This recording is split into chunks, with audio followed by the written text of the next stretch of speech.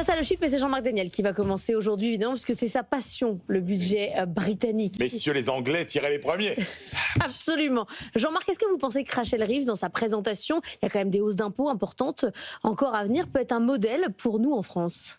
Oui, je pense qu'elle peut être un modèle parce qu'elle est cohérente dans sa démarche, à la fois sa démarche en tant que ministre. Elle a été membre du cabinet fantôme, comme on dit, c'est-à-dire elle était, quand le Parti travailliste était dans l'opposition, c'était elle qui s'occupait des problèmes budgétaires. Et donc ça fait très longtemps qu'elle suit ces dossiers. C'est une économiste connue et reconnue. Elle a tenu pendant très longtemps une chronique dans The Guardian.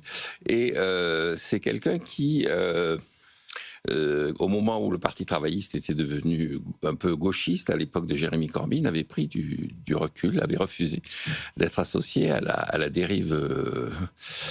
Pourtant, c'est un peu un budget quand même travailliste pur jus, non ? Alors, c'est un budget vous dites qu'elle n'a pas de dérive gauchiste. Voilà, alors c'est un budget travailliste pur jus, en ce sens que c'est un budget qui est assis effectivement en partie sur des hausses d'impôts. Mais alors, elle théorise tout ça en rappelant que l'économie britannique est un peu comme l'économie française et l'économie américaine, c'est-à-dire elle subit un double déficit, un déficit public qui entretient une demande excessive qui se traduit par du déficit extérieur, avec un déficit de la balance des paiements courants du Royaume-Uni qui est de pas loin de 4%. C'est plus important que celui de la France et Dieu sait si je dénonce régulièrement celui de la France. Et donc, elle se justifie en disant qu'il faut commencer dans l'urgence par résorber ce déficit, ce qui suppose effectivement d'une certaine façon de limiter les dépenses des Britanniques, de limiter la consommation, de retrouver l'effort d'épargne et ce qui permet de préparer la baisse de la dette publique, puisqu'elle annonce que notre objectif, c'est de passer de 95% de dette publique à... Modèle parce qu'elle dit la vérité. Elle dit la vérité. Elle a une stratégie. Juste une phrase pour.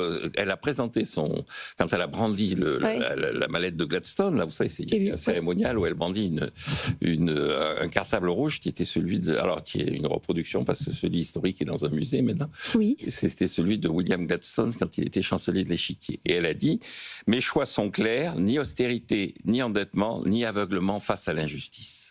Jean-Marc est-il aveuglé par le fait qu'il se croit britannique lui-même ?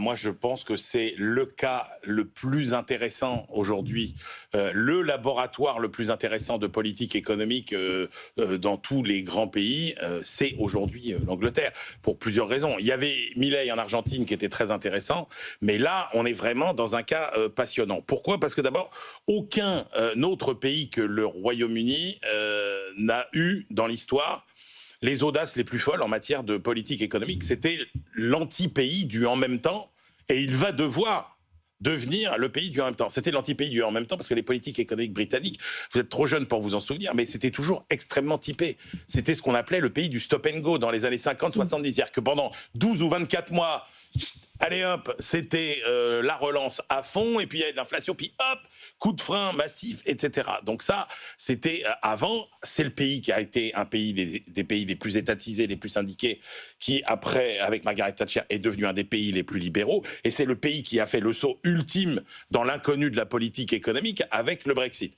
Donc c'est un pays qui n'a pas peur, c'est un pays audacieux, et là où c'est intéressant, pour nous, c'est que nous, aujourd'hui, le en même temps d'Emmanuel Macron, c'est un en même temps de salon. C'est un en même temps ceinture et bretelle. Pour la raison simple, c'est que nous sommes dans la zone euro. Oui, et que l'euro nous permet de faire à peu près n'importe quoi.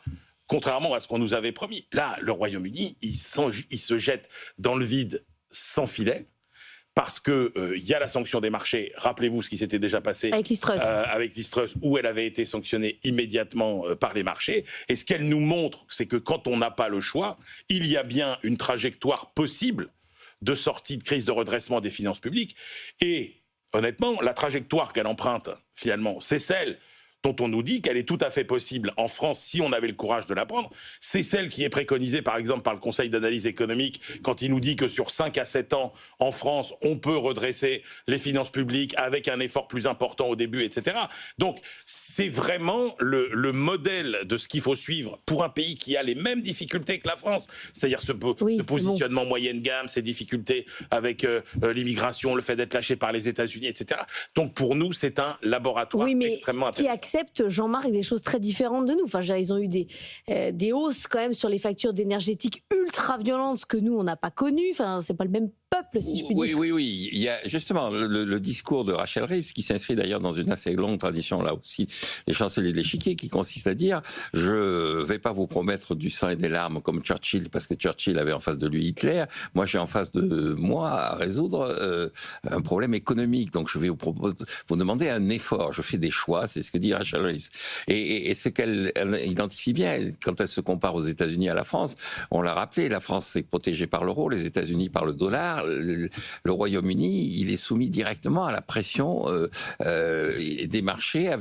Quand vous regardez la balance des paiements courants du Royaume-Uni, une des raisons du déficit, c'est aussi une perte de placement à l'étranger, c'est-à-dire que le Royaume-Uni est moins attractif, a moins de placements à l'étranger qu'il n'a eu une certaine époque, donc il est obligé effectivement de retrouver la marche du travail et la marche de l'épargne. Ce qui est intéressant, c'est qu'on verra si le fait de réussir ou d'échouer, ça dépend des institutions, ça dépend du courage politique ou ça dépend du caractère du peuple que vous avez à gérer. C'est ce que je viens de dire. On n'est pas des Anglais, Jean-Marc, contrairement à ce que vous souhaitez. Oui, ce que je regrette, mais il y a quand même quelques astuces qui sont très françaises et elle va augmenter le prix de l'alcool. C'est très français, ça aussi, d'augmenter le prix du tabac et de l'alcool.